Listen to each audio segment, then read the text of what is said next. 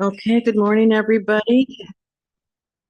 Today is Wednesday, June 26, 2024. This is the South Coast Air Quality Management District Hearing Board. Today we have two items on the consent calendar, that of Los Angeles Department of Water and Power, case number 1263-78, in regards to a modification for an extension in regards to the rules on 203, 218, 218.1, 2004, and 3002, having to do with the SEMS unit number 11. And then we also have South Coast AQMD versus City of Fontana, case number 5704-2, and that's for a status report on a modification for an order of abatement. So we can go ahead and start with LADWP. They were going to and had given us dates that were for the RADA test and the ammonia slip source test for unit number 11 SEMS. It was supposed to be June 30th of 2023, and then the ammonia slip test was supposed to be on December 31st, 2023, and they have had problems getting, it looks like getting the equipment, but they also wanted an extension until December 31st of 2024. And I personally, in reading this, I don't see a problem with it because they've had so many problems with the delay in getting everything ready for the test, and they just couldn't make it for the ones that were supposed to be for June. So that's the case with them. And I know that Mr. Balagopalan had questions that were also a part of the, going to be part of the exhibits. So let's go ahead and mark them. The stipulation for going on to the consent calendar is going to be number 5. The declaration is going to be number 6. And the proposed findings and declaration is going to be number 7. And as I mentioned, there was a email string, so that will be HB number 3. So with that, Mr. Balagopalan, I'm sure you had other comments in reference to that? Yeah, I just wanted to add that we had granted the variance June 21st, 2023. And since this is an extension beyond a year, so there's incremental progress that's needed if the variance extends beyond a year. So you'll see that in the finding and decision document, there's some listed conditions for schedule incremental progress. I suggested in making it tentative so that in case they slip those dates, then they don't have to come back or will not be in violation. So that's where the schedule of incremental progress is listed in condition of basically 4, 3, and 4. As you indicated, yeah, so they're requesting it until this year, but they expect the test to be done by September 30th, 2024. But as we has seen in the past, the repairs may not occur, or they may not get the parts, so they could potentially be delayed. So by Ms. Roberts had reworded the condition, my suggestion, and I think it's good. So they'll notify, if they slip those dates, they'll notify the district, but they won't get dinged if they slip those dates, because as the unit is still not operating, it's still under repair. So there are really no emissions during the time. So I think we can find good cause to grant the modification to extend the regular variance. I would with that. I concur. We found these turbines are very problematic, hard to repair, particularly the way LAWP is operated in their facilities. So factors like that, these things get delayed, and that affects the test as well. So I agree that we have good cause. Thank you. Any other comments, board members?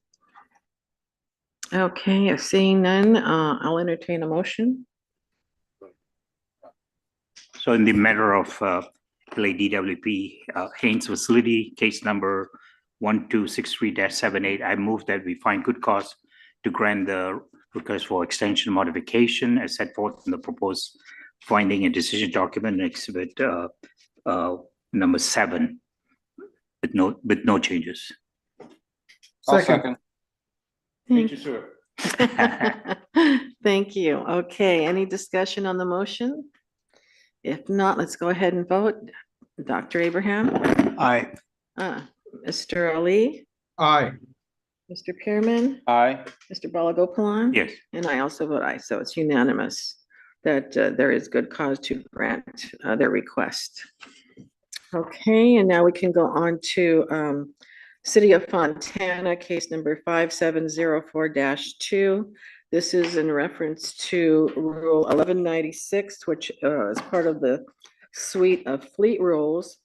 And they're still having issues with their coming into compliance to purchase the heavy-duty vehicles, as was discussed when they have been here before.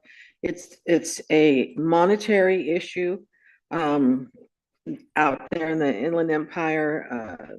The median income is lower, and therefore they don't have a lot of cash to be purchasing these vehicles all at once. And there were also, originally there was a problem with them coming into availability. So they're still facing that, but they also had originally a chart that we were looking at in reference to some of the ones that they had gotten rid of and that they were trying to replace. And they still, like I said, are facing that issue. So did you have any other comments? I know, Mr. Balagopalan, that you had. So you want to mark the exhibits first? The exhibits? Yes. So in reference to the exhibits, the stipulation for putting it on the consent calendar will be number 5. The declaration will be C, and the proposed findings and conditions will be number 6, and the hearing board string is number 2, which I was making reference to, and Mr. Balagopalan had some questions in reference to that, and we were able to put it on consent because that was settled. So did you want to go ahead and discuss that part of it? Yeah, I was a little confused with the wording, in which, because I think maybe it was my misunderstanding. I think when they talk about getting chassis for the vehicle that was replaced, then it sort of confused me. But it was replacing the chassis, but not the, there's a new number for the new chassis. They did, so they clarified it when I put in my questions to ask if they would a different unit ID, a number for the new vehicle that they replaced the previous one. So, and it looks like they're on track. So out of the 9 that were non-compliant, they have 1, 2, 3, 4 have already been met, and 1 is taken out of service. So there's 2 that it's already been ordered to be replaced this year. Next year. And then and they're ahead of schedule in that. They've already ordered that. And the last one will be in 2026. So we will have to extend, the order until 2026. In fact, I think one thing I think it was Rosalinda pointed out to me yesterday that we have to, there's a date that we need to correct on the finding and decision document for the next status hearing is 2024, it should be 2025. So with that one correction to the status, and that it's on Item 3, item 4. Item 4. 6. Yeah. So so that will be the correction. And then just to be clear on the record that the attachment A, which was, they initially gave a different attachment and then they revised a couple of times. So it's the one that was handed out today here, and it's dated 6/21/2024. That's the latest attachment A that reflects the latest status of the vehicles. So it looks like they're working on it. They're funding it diligently. Should be very soon be in compliance. Yeah, and it's been an uphill battle for them, monetarily, trying to get the funds to purchase those vehicles, which are quite expensive. When originally, we were looking at this rule and developing the rule, we knew that the hardest part would be for, cities who are a lower median income and don't have the availability of the funds. And at the time, there were funds that AQMD did make available, but they still, were 20-something odd years out now. And the vehicles are even more expensive now, ranging from 230K to 610K per vehicle. So it's difficult for them to do it. And I really do have to give them credit for trying to stay on track and trying their best to comply, to come into complete compliance, because right now they're out of compliance. But I do have to give them a lot of credit for trying to do it, even if it's been one or two at a time. They're still doing it. So with that, any other comments? I agree, good cause exists to issue this stipulated order. And as Mr. Balkan said, this is a status report, but they actually are a bit ahead of schedule. So they're just adjusting the schedule to reflect the realities, but it's good Right. progress. Yes. Okay, and any other comments, board members? All right. Do you want to make a motion on that, Mr. Pearman? Okay. No.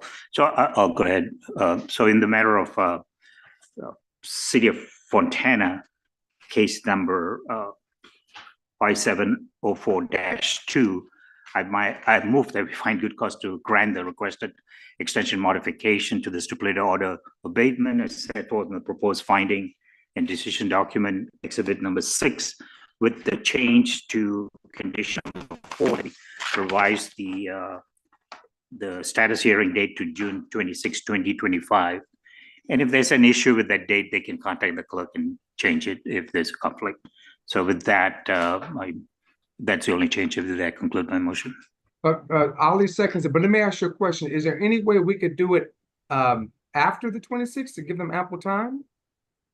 I'm sorry, you said. Yeah, I think. I'm sorry, maybe I didn't understand. You said June 26th or July? No, June 26, 2025.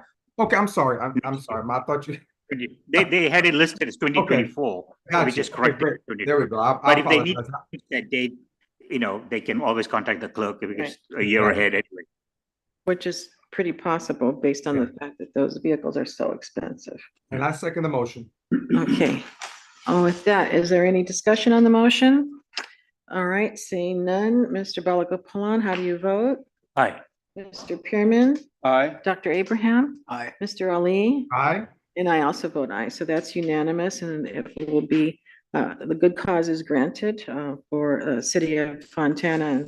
And again, I thank them for being diligent about trying to work as hard as they can to come into compliance.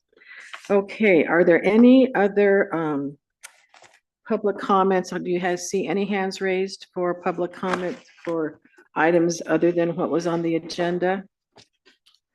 Currently, Madam Chair, there are no members of the public with hands raised via Zoom, Okay, and there are no members in person that want to make any type of comments. thank you, Madam Clerk. Okay, we do have, I'm going to bring up one other item under, I guess it would be new business. We have a upcoming hearing on the 17th of August. And what is the exact location? Do you have it? We don't, I know that it's like a performing arts center out in Santa Clarita. And the time that we have starting is 9:30. I know that for me, it's going to take me 2.5 hours or so. So I had talked to Faye about possibly starting it at 10 o'clock versus 9:30. So if I'd like to discuss that with all of you and see what your comments are on that. Madam Chair, I fully support you on that. I don't believe we have ample time. It's not been posted, so we can do that. Thank you. And they are going to confirm that location for sure? Yes, that location's been confirmed. Yes. That date. And Right. the parties involved, that date seems to work with the attorneys from both sides and all Right. of that. Okay. And what we don't know, as I was discussing earlier with two of my colleagues over here, was we don't know what the attendance will be from the public. I would suspect though, because it's going to be local for them over there, and we have had so many letters from them and phone calls like when we have had their hearing, that I'm thinking that there's going to be quite a bit of public attendance, and it's also been in the news, and probably news media will be there as well. So just keep all of that in mind, but I know that it's going to take me a long time to get there. I'm even thinking of maybe staying at a hotel locally, but I'm still a little torn about Saturdays versus weekday evenings. I know the decision's been made to make Saturdays, but I think it's very difficult to accommodate people, period. But I'm Yeah. guessing Saturdays are tough for families when they're doing things as well, so yeah, hopefully we Soccer get a games, good et cetera. turnout by Yeah. the public, but I think, we had to pick a date anyway. Is that an additional hearing, potential hearing? That's a hearing date for that week. Does that mean there are 4 hearing dates that week, potentially? Yes, because that's an official hearing, correct, Madam Clerk? Yes. Any other discussion? So we need a motion to Yes. change the date. Right, so I'm making a motion that we change the start date from 9:30 AM to 10 AM to give everybody ample time to get there. Do I hear a second? Thank Second. you. Any discussion on the motion? Okay, Dr. Abraham, how do you vote? Mr. Ali, Aye.